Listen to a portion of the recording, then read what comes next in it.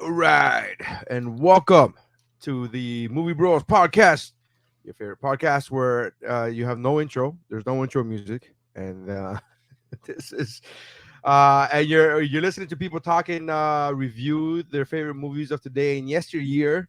I am Nary Science. With me, as usual, is Chad Valdez, Hello. and we also have his brother Mike Valdez. They don't Not know their name. related, but Not still They the related. don't. same last name. Yeah. When you get to 23 and Me saying that you guys are not related, then we'll talk. Right? Okay. Sounds good. Two people with the name Valdez spelled with an S. Come on now, that's gotta be a Sure. thing. Are you sure? All right. It's only So Miami. today's episode, as you can tell by looking at your listening device or going to our YouTube channel or our Facebook page, is Ant-Man and the Wasp, Quantumania, and Honey, I Shrunk the Kids. I'm gonna go ahead and just say Ant-Man 3 from here on out, just because we know it's a long title. Yeah. This might be the episode of the podcast with the longest title Mhm. so far. Yeah. Ant-Man and the Wasp, Quantumania, and Honey, I Shrank the Kids. It's like, geez, Louise. Shrunk.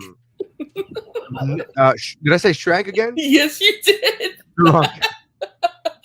Honey, I Shrunk. Like, tell me Yeah. you're Hispanic without telling That's me. what I was just gonna say. Tell me you're Hispanic without saying you're Hispanic.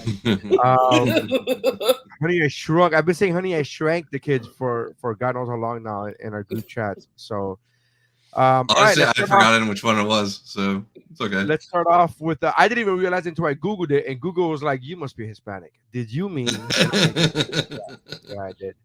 Ant-Man and the Wasp Quantumania synopsis is Ant-Man and the Wasp find themselves exploring the quantum realm, interacting with strange new creatures, and embarking on an adventure that pushes them beyond the limits of what they thought was possible. I like that synopsis. It was Yeah. It works. like it works. It's like quick and like it's exploring the realm, and you're like, okay, whatever that means. Yeah. So the movie came out. When did the movie come out? A couple months ago. Now, so from the time of this podcast, a few months ago. It is. We'll get into the reviews later, but it is one of the lowest rated MCU movies. But we'll talk about that later. Yeah. Mike, what did you think when you first saw the movie? And when did you see it? Did you see it in theaters? I did. I saw it in the theater. I went on a date to see this movie, and much like that date, it was a giant bowl of who cares. And so it was like that. This movie, man, like I likened it to if you're at a birthday party and you get stuck talking to like a 6-year-old who's telling you a story, and after a while you're like, you're just making shit up now, right? Like because they're just like, so Ant-Man is there, right? And then but his daughter's like older, and then but she like shrinks stuff, and then they're inside of like this quantum mania thing, and they have to grab this thing, and then all the big ants come, and then and you're just like, when is this thing gonna be over? Like that's kind of how I felt during this movie. See, if you had done that, but what is the guy that was in every other Ant-Man movie that was like the sum up guy? That would have made it like 10 times better. Yeah. I mean, there's things about the movie that I liked. Luis, right? Yeah, Luis. Yeah. There's things about the movie that I liked, but I like Jonathan Majors. I thought he was great as Kang, Kang the Conqueror. And I hope you enjoyed that, because I don't foresee him coming back. Right? No, he's gonna be in Loki, I think. All right. Is that already been filmed? And that's the If other thing. If it hasn't been filmed, I don't foresee him coming back. And that's He kind of fucked himself out of a career at this point. Oh, did he? Oh, I don't even know what happened. We'll talk about You it. know what happened? Like right after Creed 3 came out, which he was like super popular and everybody was loving him. And then like a month after Creed 3 comes out, there was allegations of his girlfriend choking her and physical abuse, battery abuse. She pressed charges. She ended up dropping the charges like a week later, which just meant the check cleared. But it was a big situation. His PR firm left him. His PR firm, his representation, that's what it was. His agents left him or whatever and dropped him. And so I was like, I was enjoy Quantumania, because I don't see you in part 4, brother. I was gonna say that the charges were dropped, but then you said that his representation dropped him, because I didn't hear that. If your representation dropped you, yeah, that's. I think it's not gonna look good. They were like, oh boy. Yeah, they're probably gonna want to stay away from him for a little while, but yeah, that's right. I mean, look what everybody else did. Oh no, whatever. Yeah. And then, well, like a year or two later, they're back in swinging. So well, my friend Will Watkins, who's a comedian, who's super funny. Yeah, he always has really good insight, like points of view on this. Right? He said it's hilarious how Warner Brothers refuses to drop Ezra Miller, and they're still putting out the Flash with all the atrocious factual things that he's admitted to, and Jonathan Majors gets dropped by his people on allegations. It's not even like it hasn't been proven. It was just an allegation, and it was a singular allegation. But it's because Quantumania didn't do that well. They're like, oh, it didn't do that well. But like, that's how he was equating it. And I'm destroying his joke, but his joke is, I know the Flash is going to be an amazing movie because Warner Brothers refused to drop Ezra Miller. They're like, oh my god, it's too good. We already spent like $500 million. Forget about that. The movie's too good. It's going to make so much more money. Right, that's what I'm saying. Like it's gonna. We already spent $500 million. We know we're going to make $1 billion on it because it's that good. And you have to keep them. You can kind of feel it in the trailer, where like you're watching the trailer and you're like, isn't that guy that? Oh, Michael Keaton is in this. Yeah. Did he create a multiverse where he didn't kidnap a child? Yeah. He had to create multiple multiverses. Absolutely. He's like, wait, am I a fucking dirtbag in this one as well? Gotta create 800 more multiverses where I'm not a dickwad. I mean, if Darren cannot be a dickwad, I mean, geez. I've looked into 670 million universes. There's one where I'm not an asshole. There's one where I'm not an asshole and I'm a bad actor in it. But yeah. Anyway, Ant-Man and the Wasp. Kidnap children. There's one where I don't kidnap a child. But yeah. Anyway, Ant-Man and the Wasp.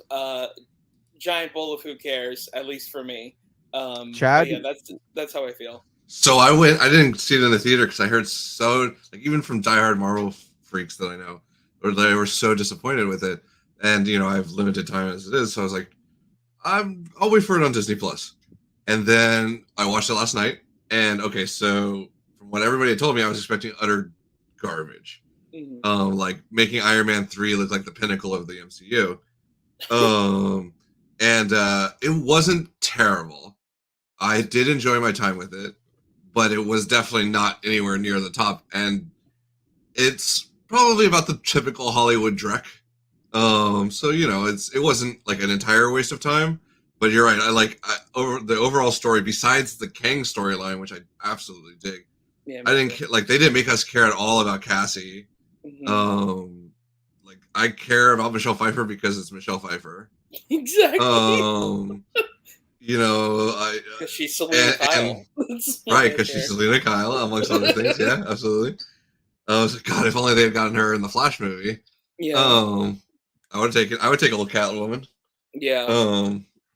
Listen, that leather covers up a lot. Yeah, they'd have to bring every movie ticket with like Kleenex for all the freaking nerdgasms that are gonna happen. But so like I said, it wasn't terrible. I wish Jonathan Majors hadn't done what he did, apparently, because I think he would make it. We don't even know he did do it. It's alleged. Yeah, well, allegedly. We don't even know he did. Right, it could totally be a false accusation that suddenly went away, even though his publishers dropped him and all that.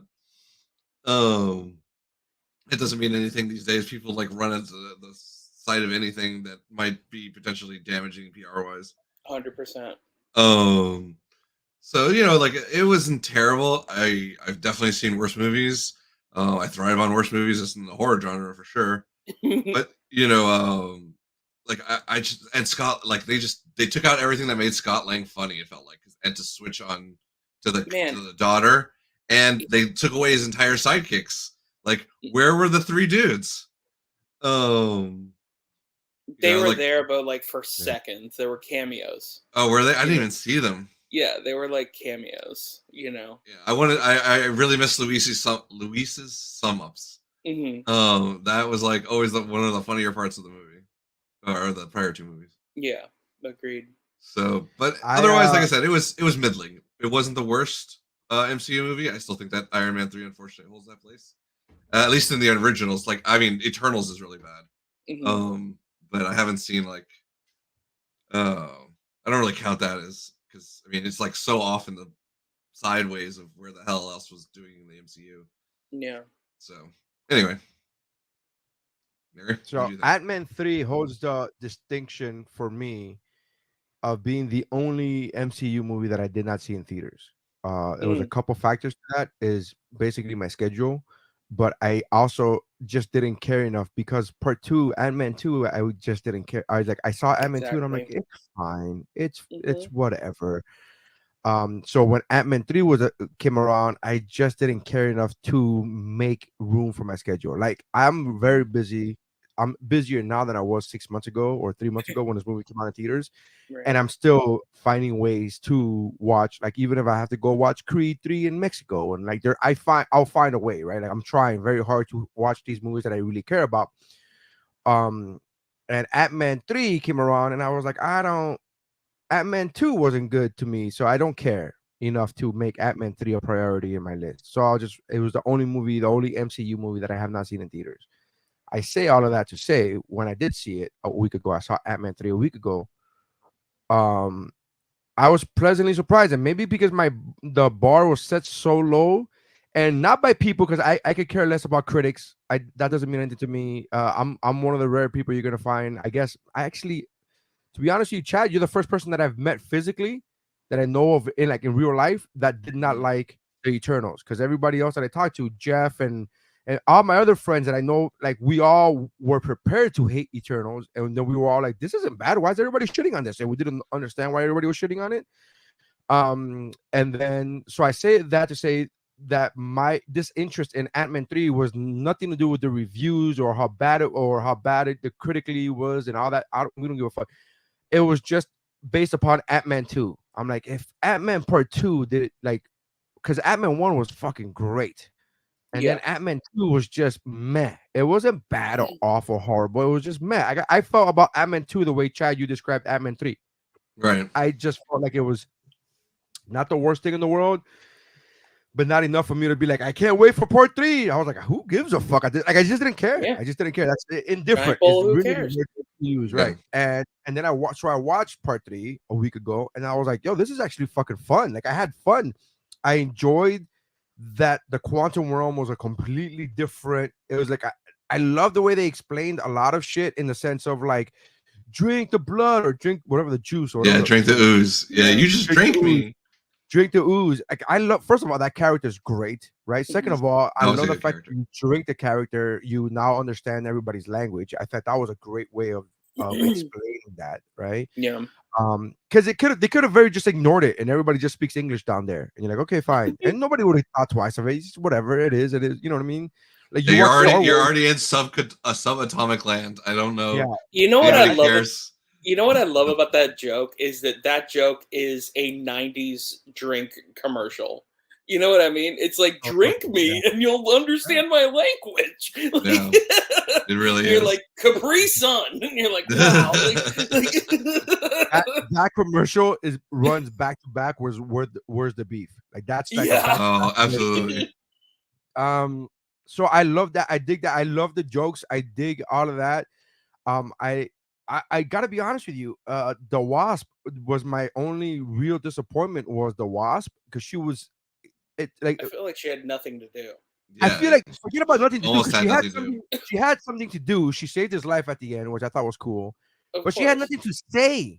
Yeah. Like, was she on a line restriction? Was she like, as an actress? Did she have throat surgery where she can't speak? so she could just do the physical acts, but she can't say the lines. Like, what? Like, I don't understand why she was such a fucking mute. Why does Michael Douglas have more lines than her when it's called Ant-Man and the Wasp? Like, she's above title. The title is. I don't get it, man. And really, it should have been like old Ant-Man and old Wasp, because it was really about Michelle Pfeiffer's character more than anything. Right. Yeah, and then I was kind of like wondering why. I'm interested in knowing who has less lines in this movie. Her in this movie or John Wick in John Wick 4. Like, I'm very interested in knowing who has less lines as a titular character. I think nobody says Terminator has had less lines as a titular character than John Wick, and now this chick as the Wasp. Like, it's the only one I could say is Nicolas Cage in Williams, because he says nothing. And he's the main character. I was gonna say Ryan Gosling in Drive. Oh, but like, just Ryan Gosling say like one word at least. Like, yeah, but he's not a titular character. The movie's right, not called. It's not called that. Yeah, he's not. You know what I mean? The movie's not called the movie's called Terminator, and the Terminator has 5 lines. Oh yeah, you're right. The movie's called John Wick, and John Wick has 22 lines. The movie's called Ant-Man and the Wasp, and the Wasp has no fucking line. Like, I don't understand why. That's a very interesting take, and I'm very interested in knowing if there was a purpose for that, a backstage purpose for that. Like, is she under contract where if she says a certain amount of lines, they have to pay her a ball? That could be we gotta pay her per line. I'm trying to figure out what is happening. That's my only. Yeah, what's like that's my biggest my only complaint. Michelle Pfeiffer's character, I just don't think they explained.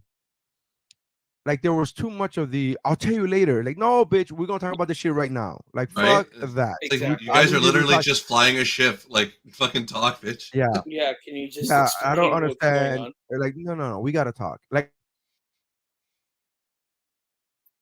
where like there's a couple. And then the girl walks in on the guy, and it looks bad, but it's not what she thinks. And then the girl storms off, and the guy doesn't chase after her. Like, that trope of like, no. In real life, you would fucking walk over to her, tell her 2 sentences, describe the misunderstanding, and everything will be fine, right? And that's like this whole trope of like her just going off and off and off, and like, I don't want to talk about it. Well, that's not good enough. We're gonna talk. Yep. I don't know, man. I was very I dug the movie. I loved the weird characters. Bill Murray showing up blew my fucking mind. I was like, holy shit. I was not expecting that. Movie? Yeah. Did not expect. I was like, he took the time from Khalees to be in this fucking movie. I was like, that is very cool. I thought it was great. I thought the fact that he ate a character, he ate one of those little worm things or whatever, and then Scott made this guy big. I was like, I thought it was fucking poet. Yeah, it's awesome that he was able to get away from his schedule with Wes Anderson. But I mean, there's 30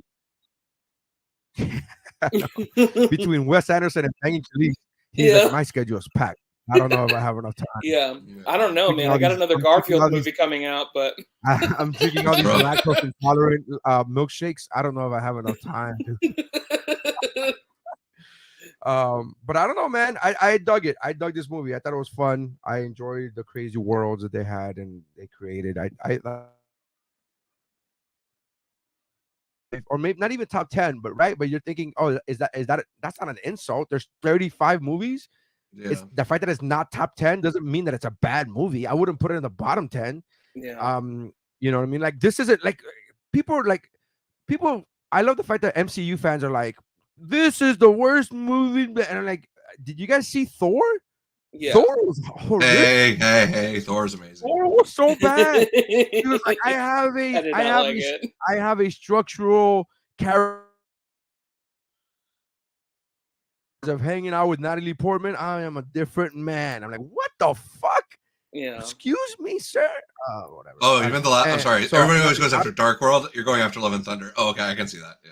Sorry. Yeah. Yes. I love that's Dark another World. one. Yeah. Did you hear? I actually love Dark World, to be honest with you. That's the only good. Not the only one. That one and Ragnarok are the only. No, Ragnarok is dope. Yeah. I love the first 3, and then Love and Thunder was a letdown. But yeah.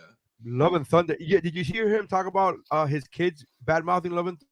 No, I'm not surprised. I'd be pissed if that was my dad. Chris Hemsworth said that Chris Hemsworth said that his kids were like, it was just too silly. Like they told him that it was too silly, and then he was like, "Oh," like he It had to realize was. it upon himself, like, "Oh." If Absolutely. only he had shown a rough cut to his kids before the movie came out, then we would they would have salvaged. Yeah, seriously. Need a George Lucas wife situation here. By the Come way, on. his kids are children. They're not like 25-year-old kids. They're not like Right. grown adults that have a like. Which is why they can see tell to Chris like what the fuck is going on. exactly. If children could see that it was going too silly, like maybe Yeah, maybe you could maybe tone don't it down talk a to little. Storm.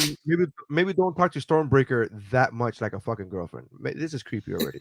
This is getting creepy. Yeah, that I was unimpressed with. Like, Yeah. like why is this thing sentient? Yeah. Yeah, why? Yeah, And why does it have feelings like a chick? What's happening? Yeah. It's so weird that like, I mean, we've heard this statement, but like, superhero movies are basically the new Western, where it's just like we're just gonna keep making them until everybody's fucking sick of them, Yep, and that's kind of what it is. And this movie, Ant-Man and the Wasp: Quantumania, is the 31st Marvel movie, which is nuts. Yeah. When I heard that, I was like, dude, because I saw that on an Easter egg thing where they were like, it's the 31st movie, and he worked at Baskin Robbins, and there's 31 flavors, and I was like, shut the fuck up, like, they've been waiting to they've been holding on to that joke since Ant-Man 1. They're like, oh, I can't wait to 31. So, like, I was just like, this is the nerdiest shit I've ever heard. Like, but anyway, I was like, dude, it's the 31st movie. Like, you can't just like Baskin Robbins, how many of those 31? Yeah, just like Baskin Robbins, how many of those 31 flavors do you actually give a fuck about? You're like, you're so nobody goes right. in there and fucking starts bad mouthing fucking chocolate mint. Of course, you only go to Baskin Robbins for 2, maybe 3 flavors at best. Yes. Oh my God! Hey, welcome to Baskin Robbins. Can I have some cookies and cream? Sure, that was our 3rd flavor. Do you want to get a? No, I'm fine. Cookies and cream, do it just fine. Yeah, we don't need rainbow twist. Real quick, candy because, with. Is there a part of the movie that you did? Is there a part of the movie? Is there a part of the movie that you did dig? I mean, yeah. I mean, there's. All right, this part is the shit right here. Yeah, like I liked Kang, the Conqueror. I thought he was a cool character. I thought what he did was very reminiscent to what Giancarlo Esposito does with Gus in Breaking Bad, where it was very like cool and distilled, and then out of nowhere just takes a box cutter and fucking cuts someone's head off. Like, you know what I mean? And you're like, oh man, this guy's like got some real problems. Like he kind of did that where he kind of really molded the two of like, I'm normal, but also like I'm crazy, so I thought that was cool. MODOK it was cool to see MODOK in a movie. I don't like how they executed it, because they kind of uncanny valleyed him, but I think that was part of the joke. Maybe absolutely. Is that it was they literally put a green screen across something and stretched that dude's face across. Yeah, they stretched that dude's face like an Instagram filter. Like it was awful. I think that's the point. I think yeah, exactly. I think that was the point. So like I'm not going to criticize it too much, but and also like, not to be like really nerdy about this, but like the Hulu series of MODOK with Patton Oswalt is so good that when I saw it like in live, I was like, oh man, I wish it was kind of like how they did it for the Hulu series, but that's just me. I mean, I've been saying that ever with DC for decades. Yeah. Well, so, the animated stuff is better in DC. Yeah. 100-fold. But yeah, exactly. As far as the shit that I did, I really liked Kang. I thought they did an amazing job. I liked the few times that the Rebel leader kind of got to speak. The chick with the staff, I forget her name. Oh God. Yeah, I forget her name too, but she was cool. She was cool. She was dope. Obviously Michelle Pfeiffer can just sit there and stare at the screen. Of course, she could stand there, and I'd love her. Yeah. Right. Oh, here it is. That's kind of what she did. And Brian. Jen That's Torres. kind of what she did, guys. There was more than a few points where she was just staring off into space, no doubt. Yeah. That's. I mean, but I think Jonathan Majors just stared at the screen and then goes, I'll tell you later. I'll tell you later. Jonathan Majors definitely as Kang was the highlight, and I like exactly that's a great comparison what you said with Gus and Breaking Bad. Yeah, because that cool, calm, like I'm doing this for the greater good. How can you not see that? And oh, you're disobeying me. Yeah, exactly. Yeah, it was so like it's very. He said that he took likeness, like his acting inspiration from Alexander the Great, but I was like, I'm pretty sure you took it from Giancarlo Esposito. Man. Yeah, like, I was gonna say I don't know if they've ever shown Alexander the Great randomly stabbing a fuck in the face. Yeah. Or threatening to crush a little girl in front of his dad. Yeah, exactly. But sure, okay. But whatever. But I thought they did a great job. As usual, Corey Stoll as this Darren guy is constantly underused. Like as MODOK in this one, like, and they flipped MODOK way too easy. Yeah. Oh, I'm like, come on. It's like he was willing to murder this chick when she was 6 years old. Suddenly now, because she told him he was a dick. Yeah. He has issues.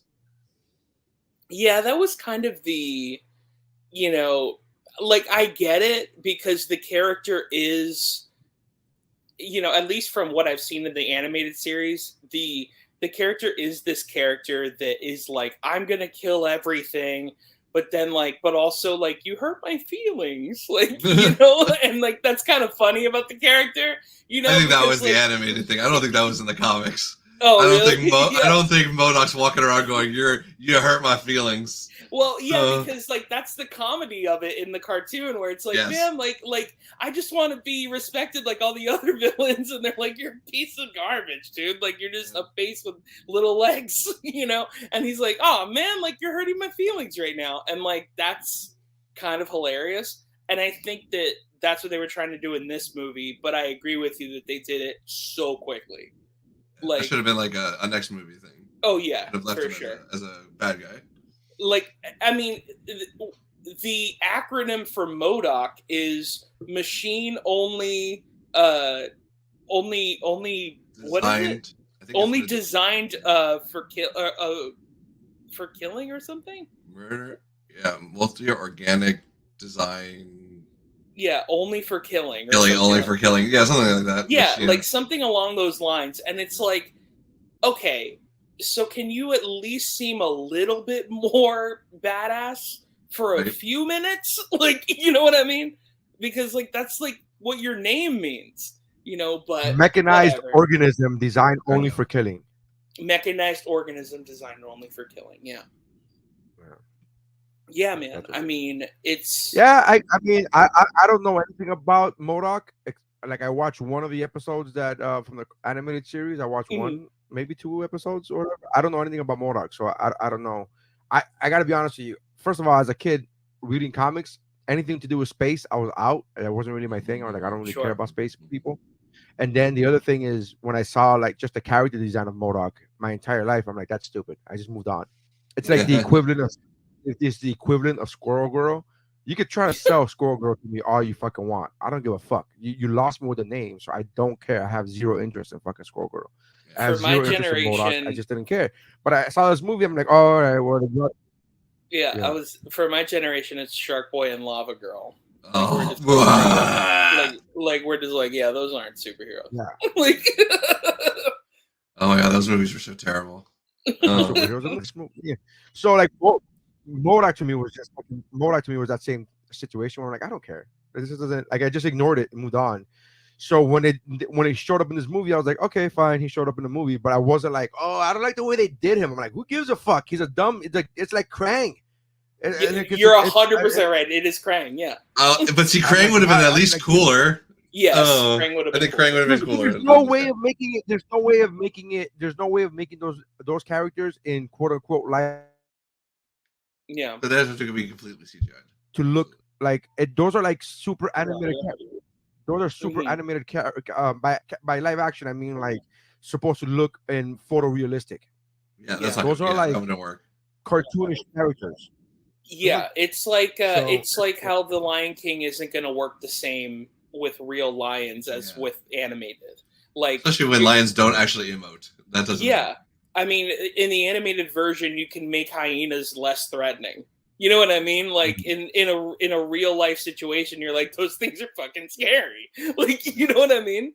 So that's my opinion. But yeah, I agree with you on that. If you have lions, if you have real life lions and you don't put them on top of hippos that are on top of giraffes that are on top of other wild animals, I don't give a fuck about this. I need that dance sequence where everybody's on top of fucking standing on top of hippos. Yeah. All right, so Ant-Man and the Wasp, Quantumania, it is rotten at 46%. My question to you guys is the same as always. Do you think the audience score is higher or lower, and by how much? Chad? I'm going to say lower. What do you think about the audience score? What do you think?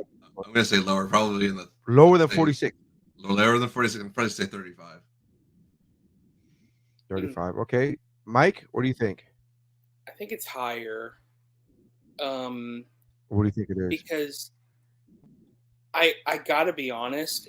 I checked. I didn't check the audience score, but I did check the critic score. And when I checked the critic score, it was 51. So it actually lowered since the last time I saw it. But I would say higher because Marvel people, when they like something, they like something. But when they hate it, they hate it. So I'm gonna go 60%. 60%. All right. Yeah. Well, the critic score is 46%. The audience score is a slight bit higher at 83%. Oh shit! Wow. That's like pretty much certified fresh. Totally misread that. Yeah. But yeah, like Marvel people, like Marvel fans get their people out to the voting booth, you know? Well, that's like what it is. That's what we say about that's what I say about Christian movies. Like, say what you want about Christians, but you know how to get their people to the voting booth. Oh, I know. It's like I was actually working at a movie theater when Passion of the Christ came out. Sure. And so many people were bringing of kids. 5 and 6 year olds. I'm like, you guys know this is like an accurate retelling of the crucifixion. Yeah, this is right. You guys know this is like the FYI. The goriest movie you'll ever see about someone you believe in. It's a like, okay, I hope y'all are ready to have like kitty nightmares for the next like 10 years. Good luck. I saw that movie when I was 10. Oh, there you go. Dude, it ruined my life. Like, I mean, the story is already pretty gruesome even when you're taught in like whatever when I first like really learned it in 2nd grade in detail. Of course, And then but to see it is different. To see it as accurate as humanly possible. Wham! Wham! With the nails and the whips. Yeah. To see it as accurate as humanly possible is a different story. Yeah.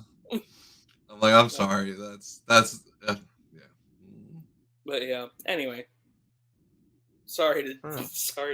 What do you give? What would you rate it? What would be your rating system? 1 giant bowl of who cares. Chat. So 1 out of 5. You going 1 out of 5? Yeah, I'm going 1 out of 5. Wow, that's not who cares. That's a bowl of fuck you. All right. Dad? I'm gonna go with like a 2.9 multiversal cores. Okay. I'm gonna go with 4 out of 5 Ant-Man books, audiobooks. Nice. That was a good gag too. He's like, that was a good gag. Maybe you should write a book about it. Like, bro, it's fucking funny. 4 out of 5. Are you still listening to your own book? Yeah. good interaction too. Are you still listening to your own book? He's like, no, it was just on. He's like, turn it off. He goes, was that turn it up? And he turns it up. I thought it was funny. I like this movie, man. I don't know that if is a people good fucking hate this gag. movie, I guess. But 4 out of 5 Ant-Man audiobooks. It was good. It. I like and the stinger at the end was fun too. All right, that's the end of Act 1. Let's get on to Act 2, which is Honey, I Shrunk the Kids. Not Honey, I Shrank the Kids. That's it, right? It was Honey, I Shrunk. You're absolutely right. Yes, yeah. You had it right. You got it. Honey, I Shrunk. Honestly, though, like I said, I would have said Shrank or Shrunk. The official synopsis is yeah. Well, it matters to the title. No, absolutely. Anyways, official synopsis is when kids sneak into inventor Wayne Zelinsky's upstairs lab to retrieve an errant baseball, his experimental shrink ray miniaturizes them. When Zelinsky returns home, he destroys the device, which he thinks is a failure, and dumps it in the trash, throwing out the kids along with it. Inch tall must survive the journey back to the house through a yard where sprinklers bring treacherous storms and garden variety ants stampede like elephants. Now we're understanding why this was paired with Ant-Man 3. All right. What do you guys think? Mike? This movie, man. This movie's my heart. It's such a nostalgia thing for me, and like it's kind of unfair because like, you know, this last movie I was like, this movie's a big bowl of who cares, and now I'm like talking about how a movie about shrinking kids is like so great. But it really is, man. Like the writing, I did some research, you know, about the movie last night, and like the writer was a horror movie director. I forget his name, but he was a famous horror movie director, and he wanted to make something for his kid because he had just had a son, and he wanted his son to be able to see one of his movies. So he wrote this movie, which actually explains why there's so many terrifying scenes in this movie. Depending on how you look at this movie, it is actually a horror movie. Yeah. So he sold it to Disney for like a bunch of money, and then two things I think made this movie special. Okay, one of them is the most obvious, which is Rick Moranis. Like, God bless Rick Moranis. That guy is so awesome. I've never disliked him in anything he's ever been in ever. And crying shame he had to retire. I think his wife or something. Yeah, because of his wife. Yeah. That was, like, if Ron Holly would have been an amazing person. Oh yeah, I completely agree. And then, but the kind of the person that I think goes unnoticed is Joe Johnston, which the director of the movie, who was an art director his whole life, was the art director for all 3 Star Wars and Raiders of the Lost Ark. Oh, wow. And then they were like, you know what? We want you to. Disney was like, you know what? You did pretty good with all these. You know, with you did okay. Yeah, you did okay. Star Wars, it was all right. Yeah, it was all right. So like, why don't you direct? Yeah. That correctly? I don't know if I pronounced it. Raider. I don't want to mispronounce. I don't want to mispronounce it.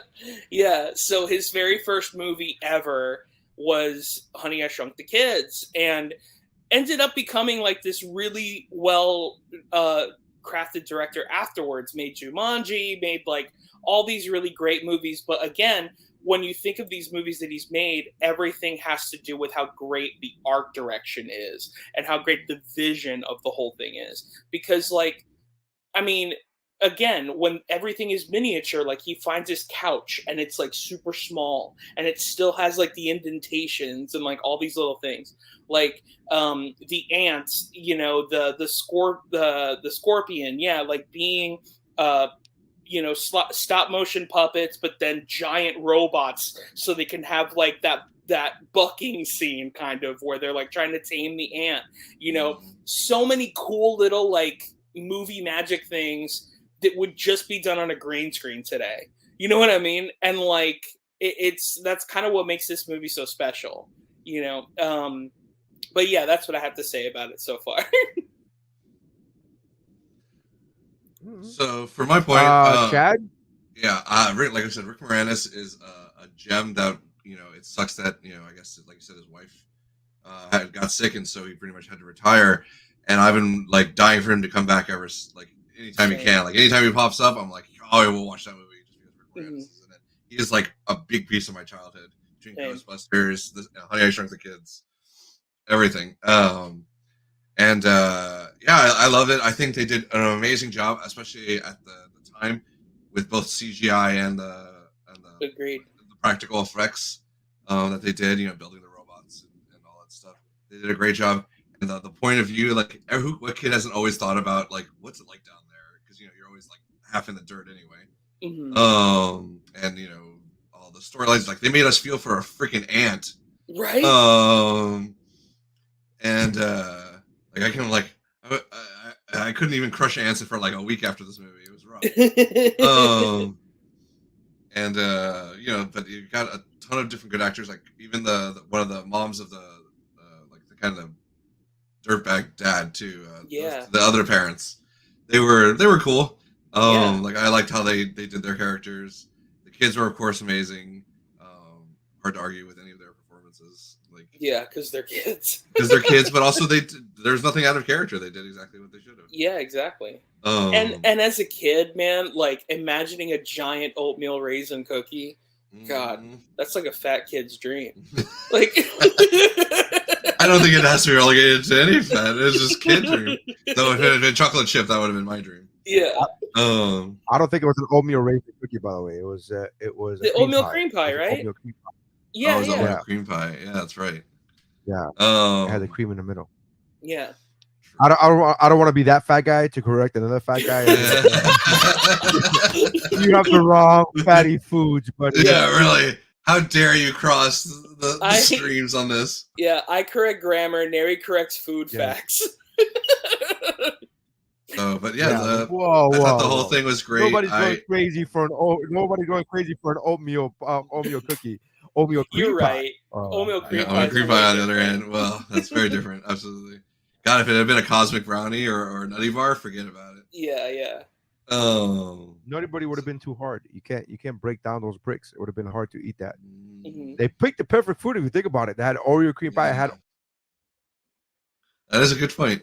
Yeah, they did. They picked the perfect food for that, for them shrinking themselves into that. Glad we're going into the engineering of giant food, giant junk food. It was either going to be that or Oreo, whoever got the sponsor. Right. You're absolutely right. I mean, I'm surprised there wasn't a giant Coke can lying in the yard somewhere, But yeah, I love I would love to see this movie if the dad was like a Coke dealer. Oh my God. He's a Coke dealer. But I can't find him in all the blow. Like the amount of shit that they have to go through. Like, the smartest like, Coke dealer of all time. Just stop snorting the drugs. We don't know where they are. and then it becomes that Dennis Quaid movie where they're inside the human body because they got snorted up. Yeah, that was great. You're absolutely right. That would be amazing. I'm down for this. This should be part 4 where Rick Moranis' wife left him, and so now he's just turned into a drug dealer, like fucking because he has no other income. We got it. What's the name of that movie? The one where they go inside the body? Dennis Quaid movie. Right? He gets Inner Space. I put inside. Inner Space. Yeah. It's also an episode of the Magic School Bus. I mean, it's the trope is a lot of places, man. Yeah. Oh, but I mean, what was that?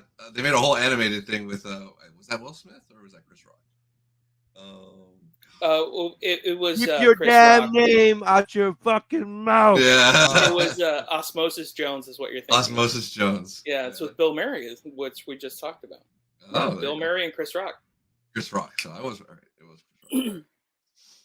So yeah, man. I think this whole movie was fun, top to bottom. The only problem is I obviously have mad nostalgia for it, so it's hard to separate any of the bad stuff out, I guess. So yeah, I watched it 2 days ago. So I've seen this movie a million times, and when I was a kid, I loved it. Now I watch it, and I'm like, this is a giant ball of who gives a shit. No, of course not. But it's so funny how we're just able to be like, I was gonna say how in the world. who shows us all these magical worlds how we look at this movie like Ant-Man 3 where it has all these magical worlds and like drink the ooze and all this like fantastical shit that looks fucking amazing. Nobody even if you shit on Ant-Man 3, nobody shat on the CGI of this fucking movie. It looked fucking great. Oh yeah, it looked great. Yeah, it didn't have a story. It didn't have a great story. And yet, that's how spoiled we are in 2023 that we can look at a movie like this and be like, "Who? It's a giant bowl of who gives a shit." Meanwhile, we show kids eating a. You're right. You're right. Cream pie, and we're like, "Oh my god, this movie is the best movie ever!" Like, what the fuck? It's such a weird thing that we live in. Where as children, we will love everything for the rest of our lives, but then we see some shit as adults. We're like, "Oh, please give me a fucking break." This fucking organism again. It's like, what? All right, man. I don't like the way they did the fucking MODOK, and then what happens is they stretch his face. And you see it. I'm like, oh god, Jesus Christ, that's your complaint about this movie? Meanwhile, it took 5,000 Pentium ones to just make like that freaking CGI in Honey, I Shrunk the Kids, as opposed to supercomputers that they are using to render all the shit that they have now. Yeah, but yet we watch a movie where it's like all this genius needed was a baseball to be put in the middle of the laser, and nobody fucking questions it. Nobody goes, that doesn't even make any fucking sense. Where's that? Like, but yet people are picking apart the plot of Ant-Man 3. Like, I don't know, this plot seems kind of fucking all over the place. Like the fucking baseball through the. First of all, what the fuck is happening? I mean, you have to be honest. Like, if you are going to criticize something about this movie, the baseball is a perfect thing because that is the predicate of most storylines of kids' movies in the 90s. Absolutely, yeah. Like, well, yeah, because the Sandlot went over the fence. Yeah. Like, it's basically like shit went sideways. Now the kids got to get out of their comfort zone. Yeah. To go get the stupid ball. Rookie of the Year, like so many movies that just involve a baseball being the problem. Yeah, that's. Like, it all started with a baseball. So this kid owns a baseball. Yeah, just like America, man. It all started with a baseball. He's like, oh, okay.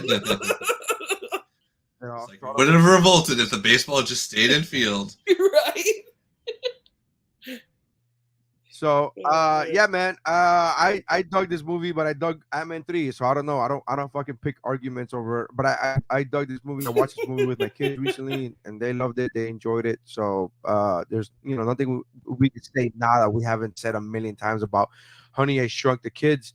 I gotta be. Blew up the baby. I didn't see that one. I thought it was too much. I was like, all right, we're fucking done. I guess I was. At the time of this movie, I was at a certain age where it was like the pinnacle age of like, this movie's amazing. And then by the time the sequel came out, I was at that age where I was like, no, I know better. Yeah, I was not nearly as impressed with the second one though. Yeah, I wasn't. But it was so fun. I never seen it because I remember part 2 coming out, and then I was like, even at that, I was at that age where when part 2 came out. By the time part 2 came out, I knew, even though I didn't know the words, I didn't know the phrase, but I knew what a money grab was. I'm like, oh, this is a money grab. Right. Fuck you. I'm out of here. Like, I'm not watching. And again, I never said that out loud, but I knew I was thinking. I was like, no, they're just trying to fucking recapture the magic of the. No, shut up. Blew up the baby. Fuck you. It's not the same thing when you have the baby walking down fucking Times Square. It's not the same thing. That's not the same thing. Now we got it. Now that's something that other people can see. It's not like something you're not keeping it contained into one backyard. You dummies. Anyways, right. That'd be a good. I would love to do that. Review that movie along with Baby's Day Out. Holy shit! Look who's talking. or the Boss Baby. Yeah. All right. So but I really do love Honey, I Shrunk the Kids. It really is. I like everything about it, as screwy as a family comedy is, especially from that era. I dug it. I was really jealous when I saw the behind the scenes of like how they made, like, you know what I mean, like they built these giant props of like the broom, and they were like holding on. I was really jealous. I'm like, man, I would love to be able to do that. That's really cool. You're jealous of the actors, you mean? Yeah, me too. Well, there's been so many movies where I was jealous. I was like, man, I would love to be able to do that. It would be so fun to be in that movie. Yeah. There's been more than once where I was watching something and I'm like, I almost want to be an actor just so I could do shit like that. Like, I don't care about the fame or anything. I just want to be able to do that. There was a time where at the Disney parks, at Universal, was it Universal or MGM? It was MGM. It was an Disney. MGM, yeah. MGM. So at MGM, Studios. you could actually do certain scenes and take pictures of you, Yeah, like they had the shrink ray there. on the Yeah, they shrink ray had or whatever. everything. But here's the thing: as a kid, we never had money. I don't have money now, but as a kid, we never had money, so we never went to Disney World. So I just remember seeing other people's pictures and other people, and I'm like, man, I would love. Like I wasn't even jealous of the actors. I was jealous of the people who were able to go to fucking MGM Studios and do it. I'm like, I would love to be able to do that. But Honey, I Shrunk the Kids has a tomato score, a critic score of 78%. The question to you guys, as it always is what is the audience? What do you think the audience score is? Do you think it's higher or lower? And what do you think it is, Mike? I think it's higher. Okay, higher than 78. Okay. Yeah, I think it's higher than 78.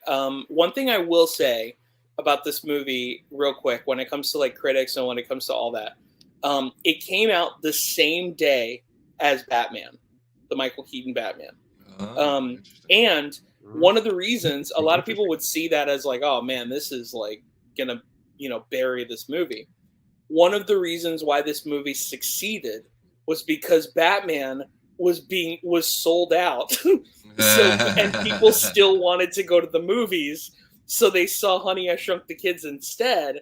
And then people found a love for this movie. So it became number 2. I mean, dude, that week of those movies, it was Batman, Honey, I Shrunk the Kids, Ghostbusters 2. I mean, so many like pinnacle movies, that came out that week. But anyway, I think it's higher. I'm going to go 85%. 85. All right. Chad, what do you think? Higher or lower than the 78%? I think it's higher, and I'm going to call his 85 and go to 90. Okay. 90. All right. The critics have it at 78%. The audience score, 54%. What? Wow, I'm off my game today. 54%. Man, that's crazy. 54%. I thought it would be. What are these people smoking? Yeah. Maybe they just saw it as adults and go, "Who? This is a giant bowler. Who gives a shit?" Yeah. Did they shrink themselves and get a giant crack rock to smoke? by the way, the critic score is based upon 36 reviews, and the audience score is based upon 250,000 plus. Wow. Over 250,000. Clearly, we know better. Yeah. So that's why we have a podcast doing this. Sample size. So, Mike, what's your review of this movie and the review system? Oh man, this is tough. Damn.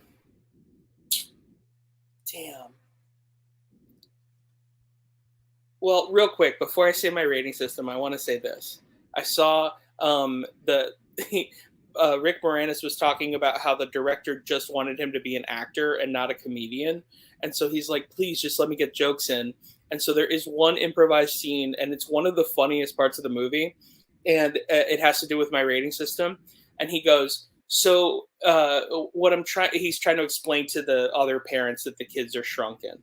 And so he's like, so the machine shrinks, and so essentially what the machine did was and the guy interrupts him and he goes, it blew up my kids? And he goes, no. If the machine blew up your kid, there'd be pieces of them everywhere. So I'm going to go 5 pieces of kids everywhere. 5 out of 5? So you're going 5 out of 5? 5 out of 5. Blown up kids. Blown up kids. Chad? Okay. Didn't think we were going to go there. All right. I will take 4.5 lawnmowers. Okay. That scene was scary. Yep. Yeah. 4 out of 5 lawnmowers. All right. 4 out of 5 lawnmowers is good. I'm going to stick pies. 5 out of 5 oatmeal cream pie. I knew someone was going to claim that one. Yeah, who of us wouldn't dream of that? I mean, what a great moment. Or sleeping inside of a Lego. Jesus Christ, this is a kid's dream. Are you kidding me? Like, yeah, best. Yeah, it's great, man. All right, so that's our podcast. Make sure you check out the other podcasts on the Geek Bro Network. Go to geekbro.net. Check out the other podcasts that are including Mike's, right? Chow Like a Best with Mike Valdez. You check out his podcast. Better Let Me Tell You. Geekmore, Cramacopia with Jeff and Mike, Kickflix, What's Up, Bro? So make sure to go geekbro.net. We appreciate it. Thank you very much. And that's how reviews are done.